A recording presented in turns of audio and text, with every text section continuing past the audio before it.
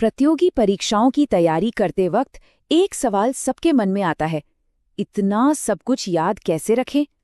और जब बात आती है संविधान के अनुच्छेदों की, तब तो पूछिए ही मत। ये नंबर बिल्कुल स्कूल के पहाड़ों जैसे लगते हैं, ड्राई, बोरिंग और याद करने में उफ, बहुत मुश्किल। तो फिर सवाल वही है, इन्हें याद रखा कैसे जाए? क्या कोई तरीका है, कोई जादू जिससे ये बोरिंग से लगने वाले आंकड़े दिलचस्प बन जाए? जवाब है हाँ, बिल्कुल है। और इसका राज ज्यादा मेहनत से पढ़ने में नहीं, बल्कि स्मार्ट तरीके से पढ़ने में है। तो चलिए देखते हैं कि कैसे कुछ क्रिएटिव ट्रिक्स या मेंटल हुक्स का इस्तेमाल करके इन मुश्किल विषयों को न सिर्फ याद रखा जा सकता है, बल्कि उन्हें आसानी से समझा भी जा सकता है। तो चलिए इसमें गहराई से उतरते हैं। सबसे पहले बात करते हैं उन संस्थाओं की जिनका जिक्र सीधे हमारे संविधान में है, कह सकते हैं देश की कोर टीम। शुरू करते हैं इलेक्शन कमीशन से, अनुच्छेद 324। अब इसको याद रखने की ट्रिक सुनिए। निष्पक्ष चुनाव के लिए 324 गनमैन चाहिए। देखा, एक सिंपल सा नंबर 324 एकदम से एक मजेदार इमेज से जुड़ गया ना। लेकिन इस ट्रिक के पीछे एक सच्चाई भी है। अनुच्छेद 324 सिर्फ एक नंबर नहीं है, बल्कि ये शक्ति का एक बहुत बड़ा स्रोत है। यही वो अनुच्छेद है जो इलेक्शन कमीशन को इतनी ताकत देता है कि वो चुनावों के दौरान आदर्श आचार संहिता लागू कर सके और पूरी सरकारी मशीनरी को नियंत्रित कर सके। ये हमारे लोकतंत्र की नींव है, इसका फाउंडेशन। ओके, अगला है फाइनेंस कमीशन, अनुच्छेद 280। और इसकी ट्रिक तो बहुत ही सिंपल है, हमारी आपकी रोज की जिंदगी से जुड़ी हुई। बस इतना याद रखिए, 280 रुपए का टैक्स बिल। पर ये 280 रुपए का बिल सिर्फ पैसों की बात नहीं है। फाइनेंस कमीशन का असली काम तो केंद्र और राज्यों के बीच टैक्स का बंटवारा करना है, ताकि भारत का जो संघीय ढांचा है उसका संतुलन बना रहे। ये केंद्र और राज्यों के बीच विश्वास और सहयोग का एक संवैधानिक सिस्टम है। अच्छा, सोचिए, देश को चलाने वाले अधिकारियों को कौन चुनता है? यहीं पर पिक्चर में आता है यूपीएससी, यानी संघ लोक सेवा आयोग, अनुच्छेद 315। इसे याद रखने की ट्रिक बिल्कुल आसान। परीक्षा 3:15 पर शुरू होगी। और यहाँ सबसे महत्वपूर्ण बात क्या है पता है? कि यूपीएससी के सदस्यों को सिर्फ राष्ट्रपति ही हटा सकते हैं। ये एक बहुत जरूरी संवैधानिक सेफ्टी नेट है। ये इस बात को पक्का करता है कि अधिकारी बिना किसी राजनीतिक दबाव के निष्पक्ष होकर सिर्फ देश की सेवा करें, ना कि किसी एक खास सरकार की। लेकिन एक मिनट, सरकार जो जनता का पैसा खर्च करती है उस पर नजर कौन रखता है? यहाँ आते हैं हमारे नियंत्रक एवं महालेखा परीक्षक, यानी CAG, अनुच्छेद 148। इसको याद रखने की ट्रिक एक छोटी सी कहानी जैसी है। एक आदमी 4 लोगों को हिसाब किताब करते हुए देख रहा है, 148। पर CAG सिर्फ एक अकाउंटेंट नहीं है, उन्हें जनता के पैसे का संरक्षक कहा जाता है। याद है 2G स्पेक्ट्रम या कोयला ब्लॉक आवंटन जैसे बड़े बड़े घोटाले? वो सब CAG की रिपोर्ट के बाद ही तो सामने आए थे।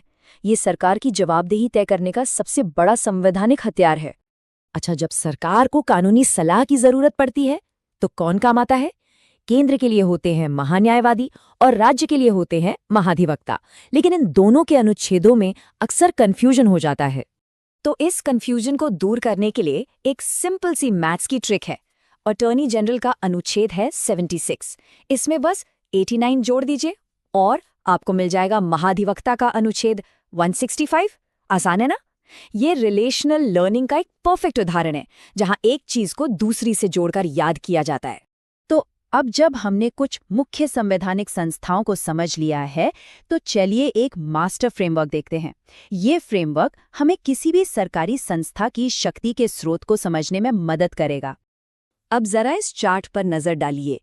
ये किसी भी संस्था की ताकत और उसकी आज़ादी को समझने का सबसे अच्छा तरीका है। यहाँ 3 तरह की संस्थाएं हैं। पहली, संवैधानिक, जिनकी शक्ति सीधे संविधान से आती है। दूसरी, सांविधिक, जो संसद के एक अधिनियम से यानी एक कानून से बनती हैं।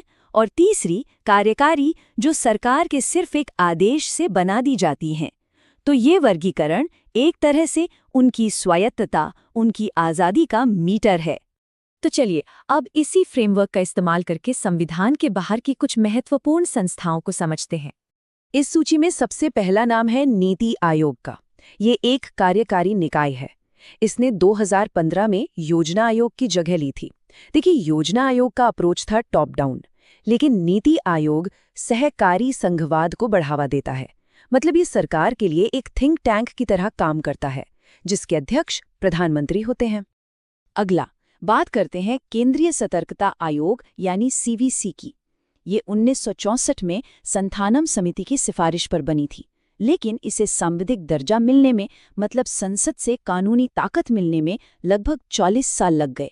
और ये 40 साल का सफर ही हमें सांविधिक दर्जे के महत्व को बताता है कि कैसे ये एक संस्था को सरकारी प्रभाव से आज़ाद करता है। इसके बाद आता है केंद्रीय सूचना आयोग यानी CIC। ये सूचना का अधिकार अधिनियम 2005 के तहत बनी एक संस्था है। इसके ट्रिक में एक बहुत गहरी बात छिपी है।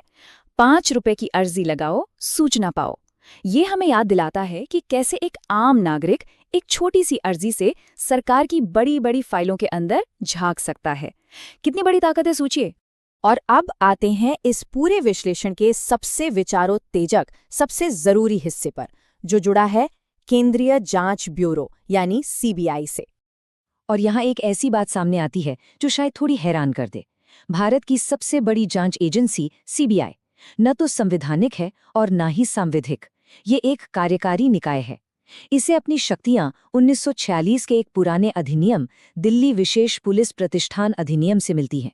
CBI का अपना कोई अधिनियम, अपना कोई कानून है ही नहीं। और शायद यही वजह है कि सर्वोच्च न्यायालय ने एक सुनवाई के दौरान CBI के लिए वो प्रसिद्ध लाइन कही थी, एक पिंजरे में बंद तोता जो अपने मालिक की आवाज बोलता है। ये लाइन CBI की संस्थागत स्वायत्तता यानी उसकी आज़ादी की कमी को साफ साफ दिखाती है, क्योंकि इसका प्रशासनिक नियंत्रण सीधे केंद्र सरकार के पास होता है। तो आखिर में सवाल यही उठता है कि अगर देश की शीर्ष जांच एजेंसी एक पिंजरे में बंद